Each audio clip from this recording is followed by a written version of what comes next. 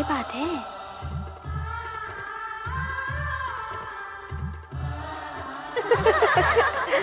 किससे बातें कर रही थी रति? किसी से भी नहीं। यहाँ कोई आया ही नहीं था। ये अपने आप से ही बातें कर रही थी। लगता है इसका मन भरमा गया है।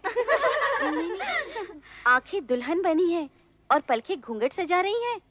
अधरों पर नहीं नहीं और मन में हाँ हाँ। अपने प्रियतम को यहाँ बुलाकर उसे अपने मन का हाल सुनाकर कहती है यहाँ कोई आया ही नहीं। बताओ ना रति, कौन था वो जो तुम्हारे हृदय को शीतल पवन की तरह स्पर्श कर आनंदित कर गया? बोल रति, कौन था वो जिसके मिलन से तेरे मुख की लालिमा और भी चमक उठी?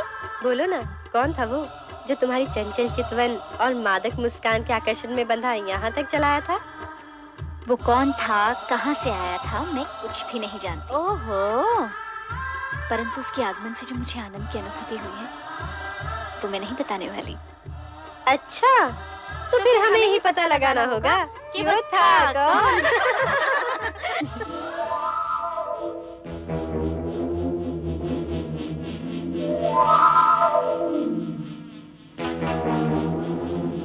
कामदेव, प्रिय पुत्र कामदेव। प्रणाम पिताश्री ब्रह्मदेव। आयुष्मान भव। किस ओर से आगमन हुआ और किस ओर प्रस्थान कर रहे हो? मैं तो ऐसे ही आकाश में भ्रमण कर रहा था परमपिता। ऐसा लगता है तुम दक्ष प्रजापति के महल से होकर आ रहे हो। क्या कह रहे हैं परमपिता? क्या तुम्हारी यही कामना नहीं है? चलो मेरे साथ। अब तुम्हारा रति से अधिक समय दूर रहना उचित नहीं है। आओ कामदेव।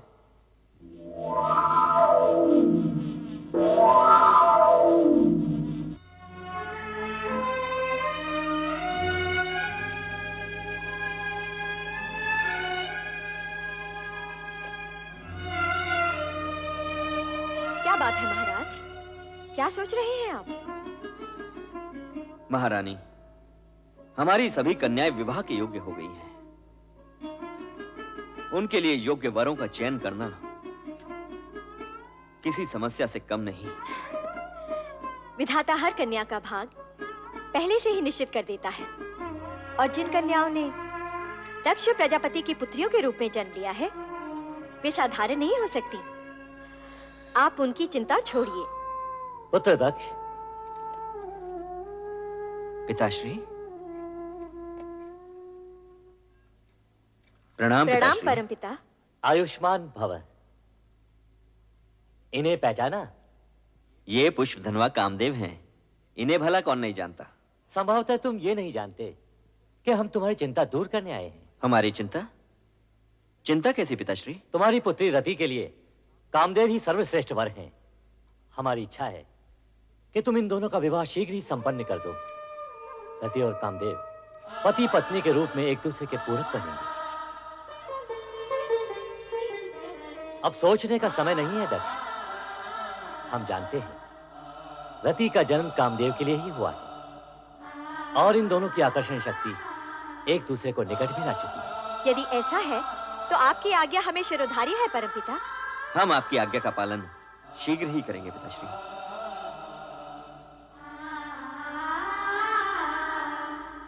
तो फिर मुझे आज्ञा दें परमपिता। अवश्य कामदेव।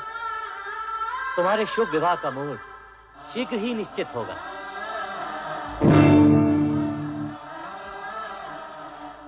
अकस्मात आपके दर्शन पाकर हमें अपार हर्ष हुआ है परमपिता। वीरणी, दक्ष, हमारे आगमन का उद्देश्य रति कामदेव विवाह प्रस्ताव से कहीं अधिक महत्वपूर्ण है।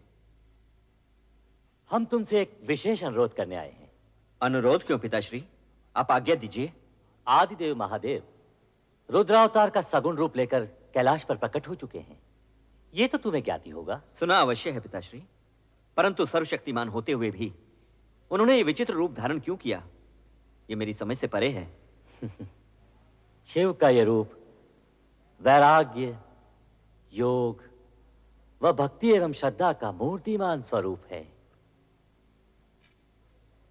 इसे समझना बड़े बड़े ज्ञानियों के लिए भी कठिन है। समय आने पर तुम्हें उनकी महानता का परिचय होगा। आप सत्य कह रहे हैं परमपिता। आपसे अधिक भोलेनाथ के विषय में भला और कौन जान सकता है? परमपिता, पहले ये बताइए कि आप जिस अनुरोध की बात कर रहे थे वो क्या है? मैं शिवाज्ञा से तुम्हारे पास एक संदेश लेकर उपस्थित हुआ हूं। क्या है वो संदेश? तुम दोनों को आद्य शक्ति मां जगदम्बे को पुत्री रूप में पाने के लिए तपस्या करनी होगी। तपस्या? तपस्या क्यों पिताश्री? यदि शक्ति माता को हमारे यहाँ पुत्री रूप में जन्म लेने की इच्छा है तो वे उसी रूप में प्रकट होंगी। उसके लिए तपस्या की क्या आवश्यकता है? मैं भी यही सोच रही हूँ। हमारी इतनी कन्याओं की तरह वो भी जन्म ले लेंगी। वे अन्य कन्याओं की तरह सामान्य कन्या नहीं होंगी। तपस्या करके उन्हें प्रसन्न किए बिना उनकी प्राप्ति असंभव है। यह न भूलो कि शक्ति के सगुण अवतार के माता पिता बनने का श्रेय और गौरव तुम दोनों को ही प्राप्त होगा, यह निश्चित है। इसलिए इस शिवाज्ञा को शीघ्र स्वीकार करके शक्ति आराधना प्रारंभ करो। जैसी आपकी आज्ञा। रति कामदेव के विवाह के पश्चात सर्वप्रथम हम आप ही की आज्ञा का पालन करेंगे पिताश्री। तुम्हारा कल्याण हो वत्स दक्ष और वधुवीरनी। महारानी, पिताश्री की इच्छा अनुसार हमें शीघ्र ही रति कामदेव का विवाह संपन्न कर देना चाहिए। करचरण कृतं वा कायजं कर्मजं वा श्रवणनयनजं वा मानसं वा पराधं विहितम्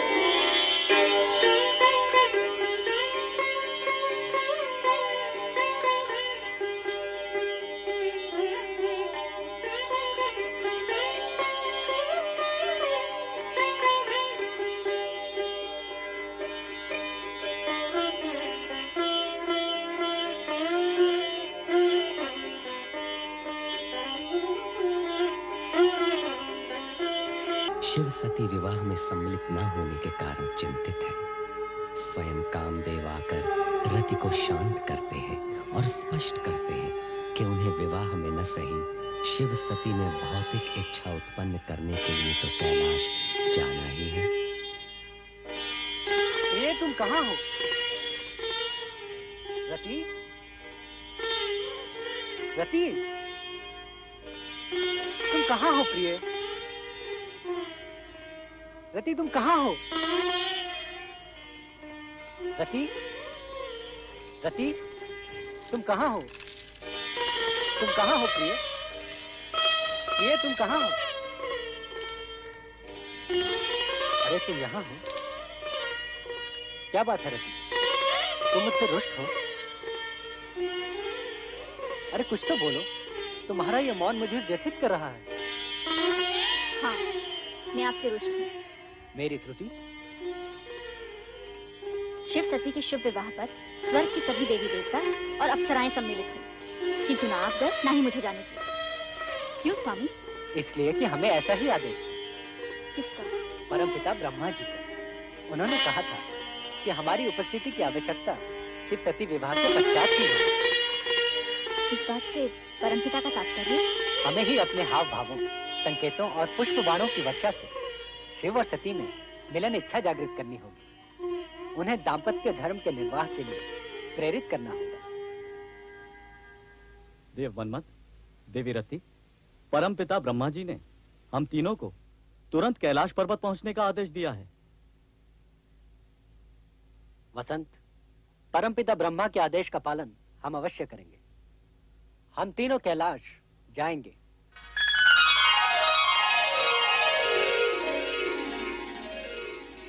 प्रिय, राजमहल का सुख भोगने वाली सती को कैलाश आकर प्रसन्नता हुई या नहीं?